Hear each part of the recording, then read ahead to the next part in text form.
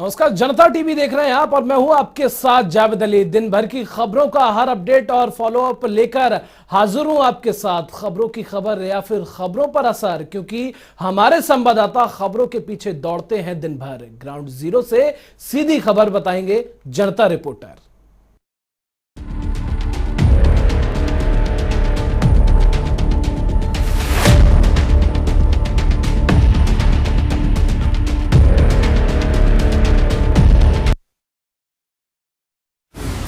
देश में कोरोना की तीसरी लहर ने दस्तक दे दी है।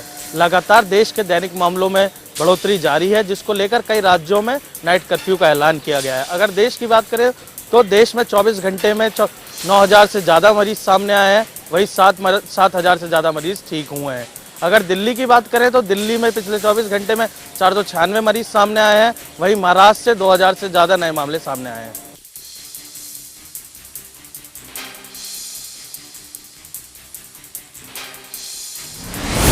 नए साल के उत्साह पर ओमिक्रॉन ने पानी फेर दिया है। कोरोना का नया वेरिएंट ओमिक्रॉन भारत में तेजी से फैल रहा है। देश भर में ओमिक्रॉन के साथ जो 50 से भी ज्यादा मामले सामने आ चुके हैं। सबसे ज्यादा ओमिक्रॉन के मामले महाराष्ट्र और दिल्ली में मिल रहे हैं। इस ओमिक्रॉन की बढ़ती रफ्तार को देखकर केंद्र सरकार ने राज्य सरकार को अपने स्तर पर अलर्ट रहने की हिदायत दी है। कोरोना के बढ़ते मामलों और बाजारों में बढ़ती भीड़ को देखकर सरकार ने नाइट कर्फ्यू का ऐलान भी कर दिया है। इसके अलावा सरकार ने प्राइवेट ऑफिस में 50% स्टाफ के साथ काम करने की अनुमति दी है। इसके अलावा होटल, रेस्टोरेंट, पब आदि क्लब को बंद करने के निर्देश भी जारी किए हैं। शादी पार्टी में केवल 20 लोगों को ही अनुमति दी जाएगी। येलो अलर्ट के कारण दिल्ली मेट्रो केवल आधी सवारियों को ही लेकर जा रही है, जिससे स्टेशन के बाहर लंबी लंबी लाइनें लग चुकी हैं। ओमिक्रॉन के बढ़ते मामलों के चलते न्यू ईयर सेलिब्रेशन पर खतरा मंडराने लगा है। ओमिक्रॉन के देश भर में अब तक 750 से भी ज्यादा मामले सामने आ चुके हैं। सरकार ने सभी प्राइवेट ऑफिस को सिर्फ 50% स्टाफ के साथ काम करने की अनुमति दी है। इसके अलावा होटल, पब, क्लब और रेस्टोरेंट को बंद करने के निर्देश दिए गए हैं। शादियों में सिर्फ 20 लोग ही शामिल हो सकेंगे। दिल्ली में येलो अलर्ट के कारण मेट्रो में 50% सवारियों की ही अनुमति है, जिससे मेट्रो स्टेशनों के बाहर लंबी लंबी कतारें लगी हुई हैं। ओमिक्रॉन के खतरे से बचने के लिए कोरोना नियमों का पालन करना होगा।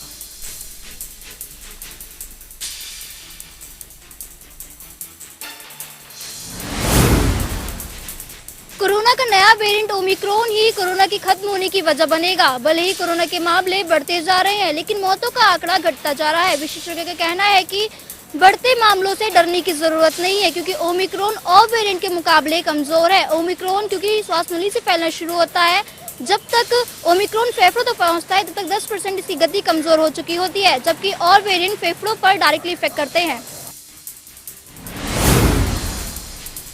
चंडीगढ़ एमएलए हॉस्टल में सुरक्षा व्यवस्था सवालों के घेरे में है। जो सुरक्षा में एक बड़ी चूक सामने आई है।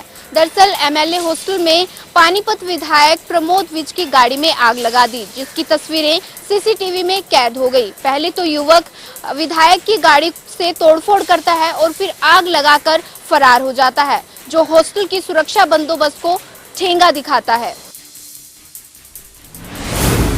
चंडीगढ़ के एमएलए हॉस्टल में सुरक्षा में बड़ी चूक सामने आई। एमएलए हॉस्टल में कुछ संदिग्ध बदमाशों ने पानीपत सिटी से विधायक प्रमोद विज की गाड़ी में आग लगा दी। हादसे में किसी के जान को कोई नुकसान नहीं हुआ। सीसीटीवी फुटेज के जरिए जानकारी मिली है कि पंजाब नंबर की गाड़ी से संदिग्ध युवक आए थे और विधायक प्रमोद विज की गाड़ी का पहले शीशा तोड़ने की कोशिश करते रहे, फिर पेट्रोल डालकर गाड़ी को आग के हवाले कर फरार हो जाते हैं। साथ ही बता दें कि एमएलए हॉस्टल से पुलिस स्टेशन सिर्फ 10 मीटर की दूरी पर है। ऐसे में यह बड़ा सवाल उठता है कि कुछ संदिग्ध लोग एमएलए हॉस्टल में आते हैं और ये सुरक्षा में बड़ी चूक है।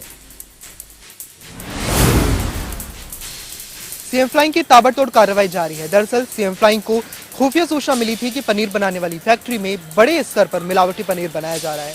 वहीं दूसरी खबर मिली थी शेरगढ़ स्थित मिठाई बनाने वाली दुकान में, जहां धड़ल्ले से मिलावटी मिठाई बनाई जा रही थी। दोनों ही सूचना पर सीएम फ्लाइंग ने संज्ञान लिया और स्वास्थ्य विभाग की टीम के साथ मिलकर दोनों ही जगहों पर छापे मारे। पनीर बनाने वाली फैक्ट्री से करीब 100 किलो पनीर बरामद किया, जिसके सैंपल उसने लिए। वहीं मिठाई बनाने वाली फैक्ट्री में से भी 4-5 मिठाइयों के सैंपल लिए। अब देखना यह है कि आखिर इन रिपोर्ट में क्या सामने आता है। रिपोर्ट सामने आने के बाद ही कार्रवाई की जाएगी। कैथल में सीएम फ्लाइंग की ताबड़तोड़ छापेमारी जारी है। फ्लाइंग को मिली खुफिया जानकारी के मुताबिक पनीर बनाने की एक फैक्ट्री में बड़े स्तर पर मिलावटी पनीर बनाया जा रहा था। वहीं दूसरी शिकायत रोरगढ़ रोड स्थित मिठाई बनाने वाली फैक्ट्री की मिली, जिसमें धड़ल्ले से मिलावटी मिठाई बनाई जा रही थी। सीएम फ्लाइंग ने दोनों शिकायतों के बाद स्वास्थ्य विभाग के साथ मिलकर छापेमारी कार्रवाई की है। मुताबिक तकरीबन 100 किलो पनीर मौके से बरामद हुआ, जिसके सैंपल लिए जा चुके हैं। बहरहाल सैंपल की रिपोर्ट आने के बाद ही आगामी कार्रवाई की जाएगी।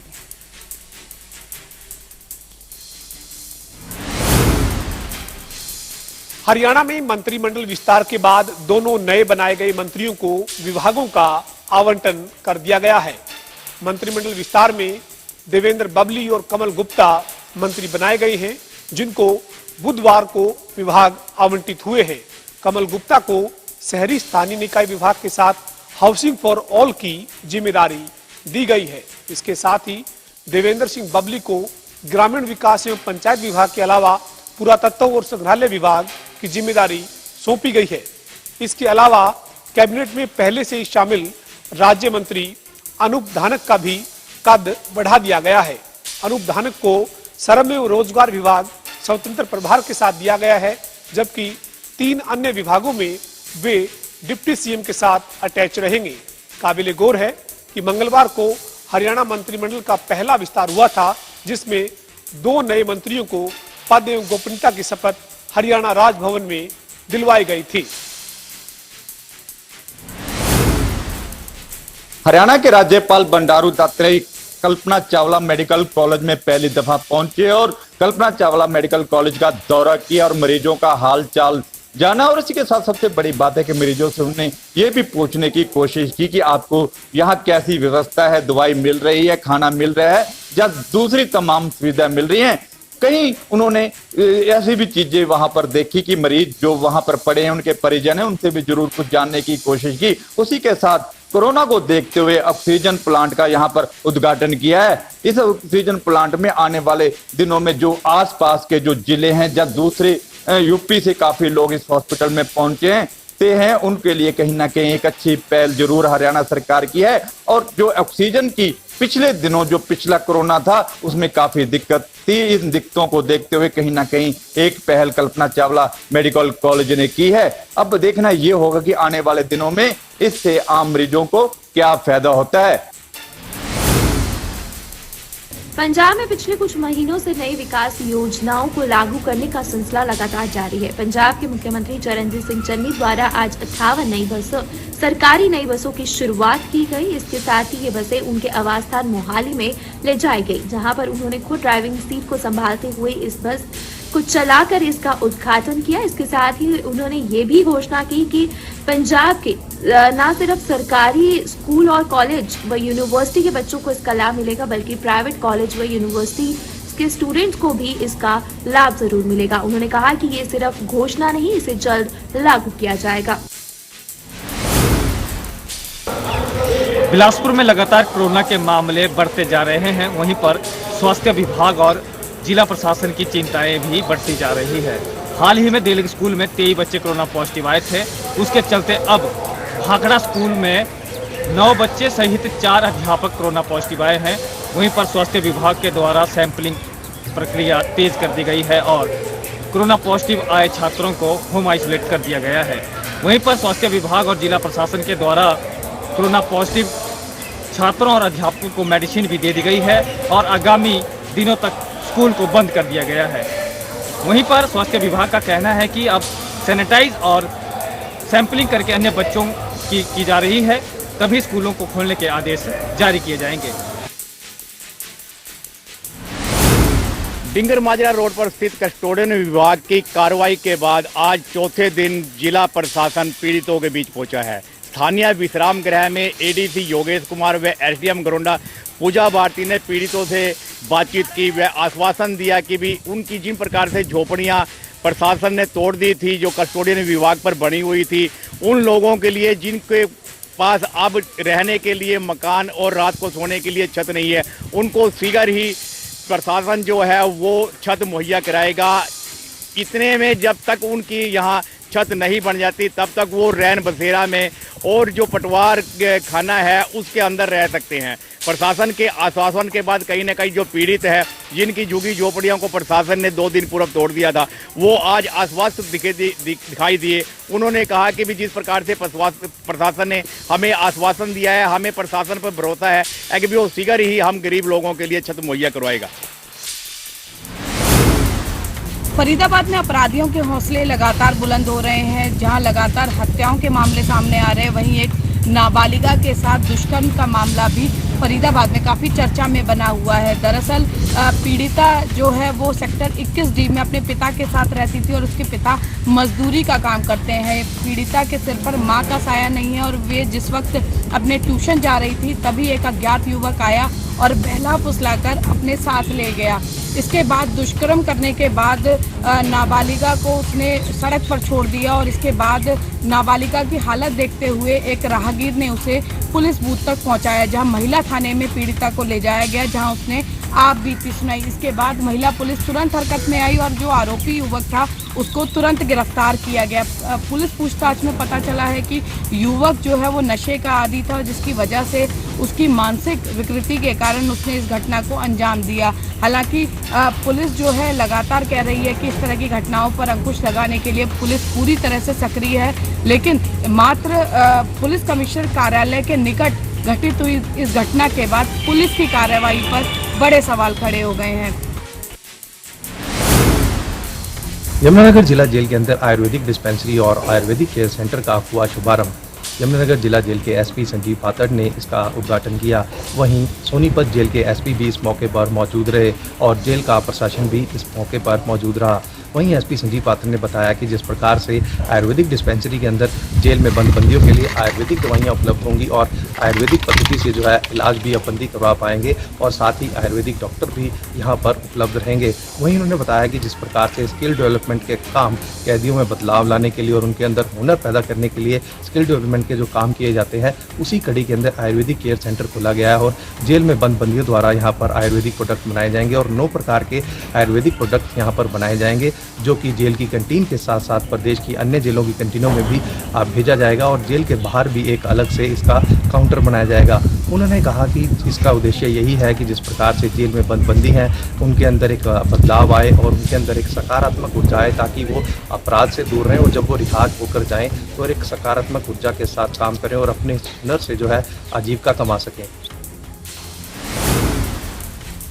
मौलिक शिक्षा निदेशालय ने प्रदेश के सभी डीसी, जिला शिक्षा अधिकारी व मौलिक शिक्षा अधिकारियों को पत्र भेजकर नियम 134 के तहत दाखिला सुनिश्चित करने के आदेश दिए हैं। साथ ही उन्होंने एक कमेटी भी गठित करने के लिए कहा है। कमेटी में एडीसी के साथ साथ राजस्व अधिकारी और जिला शिक्षा अधिकारी भी मौजूद रहेंगे।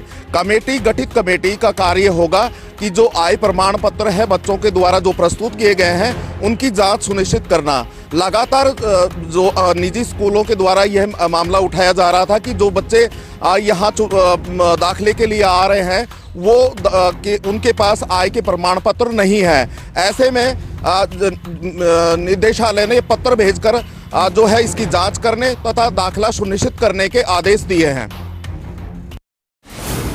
31 दिसंबर की रात जश्न पर कर्फ्यू का पहरा रहेगा और जिला उपायुक्त ने साफ आदेश दिए कि गुरुग्राम में अगर 11 बजे के बाद कोई दिखाई देता है तो उसके खिलाफ सख्त कार्रवाई की जाएगी।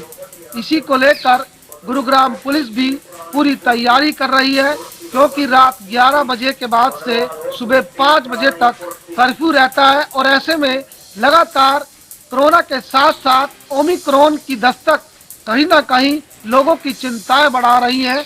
ऐसे में जरूरत है जागरूक रहने की और समझदारी दिखाने की, क्योंकि 31 दिसंबर की रात एनसीआर से लोग गुरुग्राम के एमजी रोड सेक्टर 29 पर जश्न मनाने पहुंचते हैं, लेकिन ओमिक्रॉन की दस्तक के बाद कहीं ना कहीं सरकार को रात के कर्फ्यू के आदेश देने पड़े हैं। ऐसे में जिला उपायुक्त ने साफ कर दिया है कि जो लोग जश्न मनाने आएंगे वो 11 बजे से पहले अपने घर चले जाएं, अन्यथा अगर रोड पर हुड़दंग करते पाए जाएंगे तो उनके खिलाफ कानूनी कार्रवाई की जाएगी। ऐसे में गुरुग्राम में आपको बता दें कि कल मॉल्स काफी ज्यादा है और लोग एंजॉय करने के लिए गुरुग्राम के एमजी रोड सेक्टर 30 पहुंचते हैं। ऐसे में इस बार कर्फ्यू रहेगा तो कहीं ना कहीं जश्न में खलल जरूर पड़ती नजर आ रही है, लेकिन ओमिक्रॉन का खतरा भी लगातार बढ़ता जा रहा है।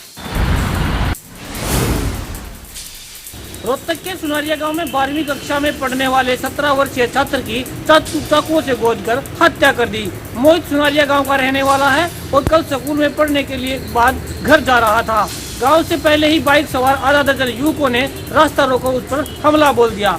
घायल मोहित ने आरोपियों से भागकर एक घर में पनाह ली, लेकिन मोहित को ज्यादा चाकू लगने की वजह से पीजीआई में इलाज के दौरान उसकी मौत हो गई।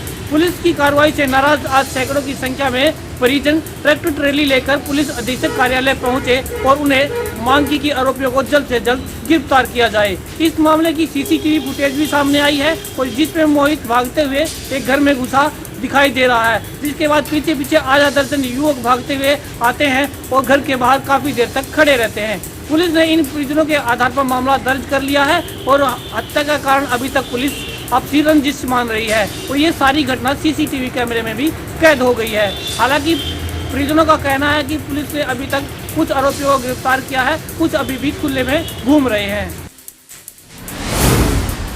फतेहाबाद के गांव धांगड़ में एक माह पूर्व हुई ऑनर किलिंग के मामले में कोई भी गिरफ्तार न होने के चलते विवाहिता के पति व जन संगठनों द्वारा आज लघु सचिवालय में धरना प्रदर्शन किया गया। वहीं विवाहिता के पति का आरोप है कि एक माह बीत जाने के बाद भी पुलिस ने अब तक किसी भी आरोपी को गिरफ्तार नहीं किया है। बता दें कि 23 नवंबर को गांव धांगड़ में विवाहिता की हत्या उन्हीं के परिजनों द्वारा कर दी गई थी, क्योंकि महिला ने गांव के ही एक लड़के से प्रेम विवाह किया था। उसी के चलते लड़की के परिजन नाराज थे और इस वारदात को अंजाम दिया गया था। पुलिस ने भी जलती चिता से लड़की का शव निकाल आगामी जांच शुरू की थी। जांच में सामने ये आया था कि प्रेम विवाह करने के बाद लड़की के परिजन लड़की से नाराज थे और इसी के चलते इस पूरी वारदात को अंजाम दिया गया था। अब देखना ये होगा कि पुलिस ने लड़की के परिजनों के खिलाफ जो मुकदमा दर्ज किया है उसमें कब तक गिरफ्तारी कर पाती है या पीड़ित पति यूं ही न्याय की गुहार लगाता रहेगा। विधानसभा चुनाव की तैयारियों को लेकर चुनाव आयोग की टीम यूपी दौरे पर है। चुनाव आयोग की टीम ने यूपी के सभी जिलों के डीएम और पुलिस अधिकारियों के साथ बैठक की, जिसमें राजनीतिक दल भी शामिल हुए। बैठक में चुनाव की तैयारियों को लेकर चर्चा हुई, साथ ही कोरोना के खतरे के बीच चुनाव करवाया जाए या टाला जाए, इसको लेकर भी चर्चा हुई। विधानसभा चुनाव की तैयारियों को लेकर चुनाव आयोग की टीम यूपी दौरे पर है। टीम ने पहले दिन राजनीतिक दलों के प्रतिनिधियों के साथ बैठक की।